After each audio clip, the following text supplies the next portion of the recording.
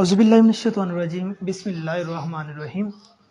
عزیز طلباء، جیسے کہ ہم نے پہلے بات کی، سوال نمبر 6 کی بات ہم کر رہے تھے، مکالمہ، رودات، روز نامچہ۔ ان تینوں میں سے کوئی سی دو چیزیں آتی ہیں جس کو ہم نے اپنے سلیبس میں ڈسکس کرنا ہوتا ہے۔ مکالمہ یا رودات، اس میں سے ایک چیز لکھنا ہوگی، دو چیزیں آئیں گی، یا مکالمہ یا روز نامچہ، یہ دو میں سے ایک چیز آئے گی، ہم نے لکھنا ہوگی۔ لیکن دیکھا جائے، کافی پچھلے بورڈ دیکھیں، سائی والا بورڈ دیکھیں، لاہور بورڈ دیکھیں، دیگر بورڈز کو دیکھیں تو روز نامچہ ہے وہ بہت کم آ رہا ہے، لیکن سلیبس کا حصہ ہے، اس کو ڈسکس کرنا یہاں ضروری تھا، سو آپ اسٹوڈنٹس کے سامنے اس کو ڈسکس کیا جا رہا ہے۔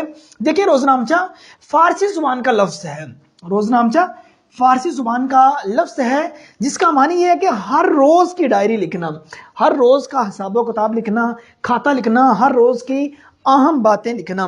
اب اس کے چند اصول ہیں، اس سے قبل ہم نے روز نامچہ کو جاننا ہے۔ ہر انسان کی زندگی میں روز نامچہ ایک بہت زیادہ اہمیت کا حامل ہے۔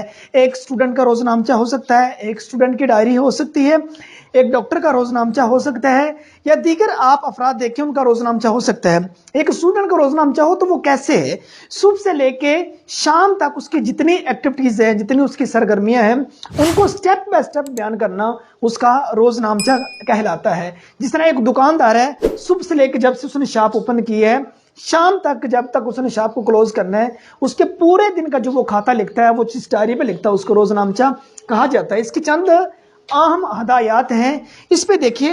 روز نامچہ میں ہم نے سب سے پہلے سٹارٹ میں تاریخ لکھنا ہوتی ہے، جیسا کہ چیزیں آپ کے سامنے یہ چیز بتا دیا گیا ہے، تاریخ ہم نے کس طرز میں لکھنا ہے اس کو۔ اس کے بعد روز نامچہ کی جو زبان ہے وہ سادہ اور مدلل ہونی چاہیے۔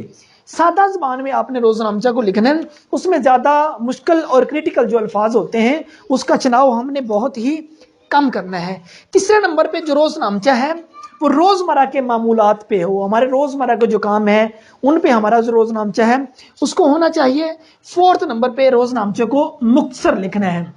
مختصر کتنا لکھنا ہے کہ میکسیمم ایک صفحہ ہو اور منیمم اس کو آدھے صفحے پہ ہم نے مکمل کرنا ہے۔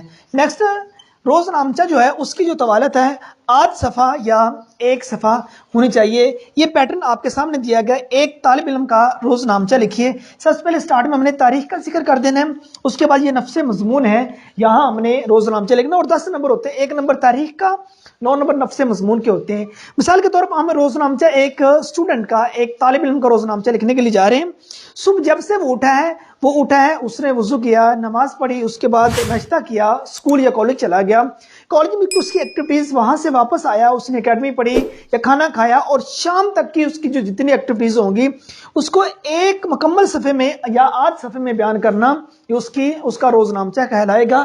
تو یہ ہمارے سلیبس کا کوسچن نمبر 6 کا ایک لازمی جز تھا جو آپ احباب کے سامنے، آپ اسٹوڈنٹس کے سامنے بیان کیا۔ اوکے، اللہ حافظ۔